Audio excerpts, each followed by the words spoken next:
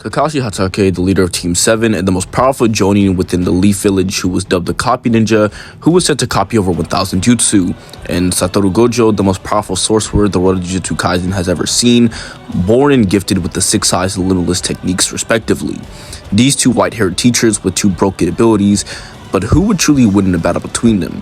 Today I hope to end the debate between Gojo and Kakashi and give a concrete answer instead of leaving it up to the viewer. However, before I start, be sure to listen and to pay attention to more of the things that I say rather than the winner of the overall versus battle. And lastly, and most of all, enjoy. Gojo's ability of Infinity is stated on multiple occasions to work on an atomic level, granting him a surface level durability negation against normal people. Gojo's domain expansion known as Infinite Void is stated to release an infinite amount of cursed energy in order to bestow infinite knowledge about everything into his opponents. This is also consistent as it's directly stated that Gojo cannot run out of cursed energy, which is one can interpret as either endless, infinite, or just a very massive supply of cursed energy. If you take the higher and literal interpretation of Infinite Void, this could mean that Gojo would be High Universal. High Universal being granted to a character who can exert an infinite amount of energy within a given limited period of time. Even with a character known as Yuki being able to conjure black holes, in which both kanjis, both the English and Japanese, regarded as such. Moving on to speed, characters within the Jujutsu Kaisen world are consistently shown to cap at around lightning levels of speed, also known as hypersonic, although this may be different for Gojo, with Gojo being able to teleport, which is regarded as instantaneous with numerous non-colloquial definitions again defining them as such. If we take the statements of Gojo being the pinnacle of power within the Jujutsu Kaisen verse, which is very consistent, seeing how Gojo as a child was stated to bring balance to the world just based off of his sheer existence alone, then the character known as Yuki would obviously scale below Gojo, and Gojo would scale above her cursed technique of the black hole. Then Gojo could potentially have fast and light speeds, with a black hole being a dying star that sucks up everything within itself, with it being so dense to the point where even things like light itself can't escape, with light being the fastest physical thing on Earth known to man in the real world, and with light possibly being the peak of the JJK series after its current hypersonic cap, even with Gojo's hollow purple being stated to use tachyon particles or imaginary mass / particles, which would hypothetically move at the speed of light at the bare minimum. This would further push the idea of fast and light Jujutsu Kaisen. However, this is only applicable if you truly denounce the current hypersonic cap, with things like Gojo reacting to lightning and so on and so forth. So take this with a grain of salt, and I'll leave this up to your interpretation. Going back to Gojo's Limitless, as I did gloss over it a little bit, it would go like this. If you want an in-depth analysis of the Limitless, the author of JJK itself, Gege Akutami, defined it like this. Gojo's curse technique is like the convergent infinite number that appears in Achilles and the tortoise, brought into reality. However, the infinite number involved in Gojo's curse technique is fantasy. The repeating addition of numbers gives birth to a fictitious zero and an unknown derivative from the dividing zero. That's why it's called Limitless. Thanks to this, not only can he slow down moving objects, he could create spaces that seem to suck in objects. In the scene when Jogo says the information has no end, you might already have an idea of what that's supposed to mean. But if you were to use what he says strictly as an example, it's more like this. I can see everything should be, I can feel like I can see everything. End quote. This would mean to a regular person, Gojo cannot be touched, and not only that, but would slow them down and then completely stop them. Going over Achilles' paradox, it would go as follows, and even though I have some issue with it myself, it would go like this. The paradox concerns a race between the fleet-footed Achilles and a slow-moving tortoise. The two start moving at the same moment, but if the tortoise is initially given a head start and continues to move ahead, Achilles can run at any speed and will never catch up to it. Zeno's argument rests upon the presupposition that Achilles must first reach the point where the tortoise has started, by which the time the tortoise has moved ahead, even but a small distance. The another point, by the time Achilles traverses the distance to this latter point, the tortoise will have moved on ahead to another, and so on and so forth, making it impossible for Achilles to catch up to the tortoise, hypothetically. However, this is not truly the case in actuality. As I said before, this isn't true, seeing how if the tortoise gets a head start, which is true, he would have to cross the point in which the tortoise started. If Achilles is then faster than the tortoise, he would then pass the tortoise before the tortoise hits the finish line due to the difference in speed. The only way this paradox works is if Achilles is the same speed as the tortoise, Also, this is also debunked by the speed formula, which is inherently so. While it works within Jujutsu Kaisen, in real life, the Achilles paradox went wrong. As time progressed, so did philosophical ideas and other stuff like that. One more thing before I end off Gojo's section is with a very highball and wink interpretation of the prison realm, where Gojo states that there is no time within it. However, is still able to take his eye covering out and wear it, which would hyperliterally, of course, make Gojo inaccessible speed. However, this is severe wink, and if you were to take this statement hyperliterally, as there's no reason why he should be able to do this, so it's pretty ambiguous. Another thing I would like to say is Gojo does not have infinite supply of cursed energy. Gojo has infinite access to a limited supply of cursed energy. This misconception is due to the ability of his cursed technique being called infinity, which is just an overall name fallacy and doesn't necessarily prove that he has infinite cursed energy. The only two people that do is Hikari via his jackpot and potentially Yuta, if you believe that the endless or boundless means truly infinite and not very large or vast in relation to his supply of cursed energy.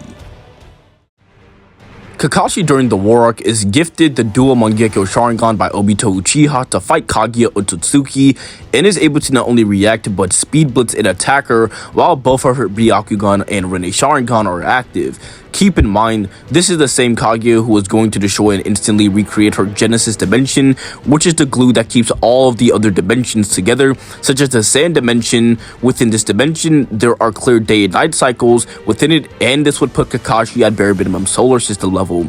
You could also argue that Kakashi is 4D via Kaguya's dimensions being stated to be a time-space and or space-time within its original Japanese kanji, and as well within its color version, which is directly translated from the original kanji as well.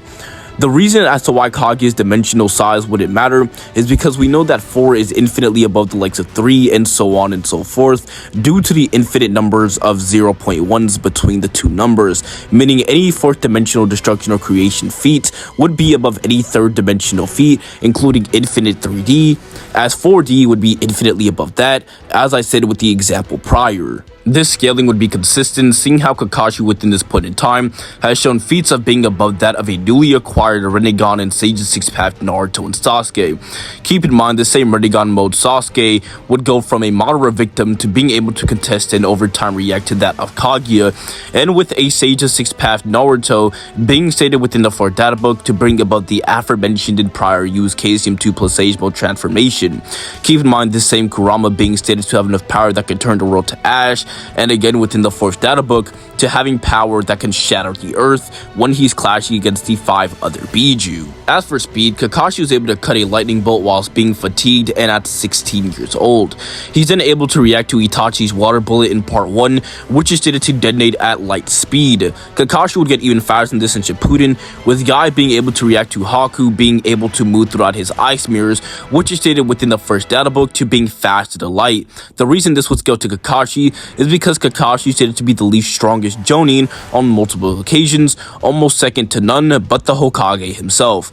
Kakashi also scales above a teenage pre-Biju absorbed and double Rasen Shuriken Naruto and Sasuke. Keep in mind, these two characters are able to react at Speed Blitz Jubidara, with Sasuke cutting him in half, and with Naruto being able to react to the Light Fang, with the Light Fang in the 4th data book being stated to move and cut all things with the speed of light. But what about the Kamui? Kamui is a space-time ninjutsu that is able to instantaneously make oneself intangible beyond popular belief, and this is stated twice within the data books, and is also able to instantaneously transport oneself or others into the Kamui dimension. The Kamui in relation to infinity wouldn't bypass the infinity but would just spawn on Gojo. The reason this would be the case is because Gojo is a loudmouth and would tell Kakashi how the limitless and infinity works, like he did in his fight against Jogo in the beginning of their fight. So with a more consistent form of speed scaling and an almost greater hacks, it may seem as if Kakashi would solar stomp at first glance. But what about Gojo's domain known as Infinite and Limitless Void? Limitless Void imbues an infinite amount of information into the receiver and overrides their brain with 6 months of information within 0.2 seconds. However, Kakashi would be able to tank this, seeing how he's dealt with something much stronger. For those who don't know, within the Itachi Shinden light novel, it's stated to not only at 14 years old can cast Tsukuyomi at a picosecond, but can make those heroes live out their entire lifetime, which is what he did to his love interest during the massacre before he inevitably kills her. The Tsukuyomi is also stated to be in infinite space that Itachi is able to manipulate and bend space and time itself, and again, time and space being the fabric of our universe within our own quote-unquote IRL cosmology. This may not be out of Gojo's pay grade, as within Volume 0, it's stated that Gojo's ability known as Red is able to bend the fabric of space and time, and many regard this to be canon due to the many upon many statements from Gege Akutami himself, and with the movie being an almost copy-paste to the Volume 0 manga. But I'll leave this up to your interpretation on if you think Kakashi would be able to tank the Infinite Void, and if you think the Volume 0 movie is canon to the Volume 0 manga. For those asking if Kakashi would even be able to hit Gojo with the Kamui, within Naruto, Jujutsu abilities are shown to be consistently faster than one's own physical perception and reaction, with Sasuke's Susanoo arrows, Amaterasu, and Ameno TJ Kara all being faster than himself, and with Kamui making oneself instantaneously intangible, meaning Gojo would not be able to hit Kakashi with anything, at least within his DMS variant. This would include things like blue, red, and even hollow purple due to how Kamui works. This is also an amped Kamui, as Kakashi verbatim stated that right after he gets both eyes, that 6 pass Senjutsu do amp ocular ninjutsu in reference to his Kamui, so take this how you will. What I will say, however, is that Gojo definitely does beat Part 1 Kakashi, and this Kakashi was left bedridden by Itachi suppressing himself using the Tsukuyomi, and doesn't have access to his MS, and at least wouldn't use it due to how much of a toll it takes on himself. Kakashi, even using the basic 3-tomo Sharingan, is almost entirely drained of chakra and almost couldn't fight. Another thing I would like to mention is that the base Sharingan also grants you precognition once it reaches its third and final base state, which Kakashi has achieved, meaning Kakashi would be able to further react to Gojo before Gojo could even do anything. This is even displayed in Part 1 with Naruto and Sasuke's fight within the Final Valley. However, in my personal opinion, I do believe that Kakashi would obliterate Gojo before Gojo could even think, and that it would be a one-sided stop in the favor of Kakashi. But what do you think? Do you think Gojo would override Kakashi's brain with infinite information, or would Kakashi speed blitz in one shot with Kamui?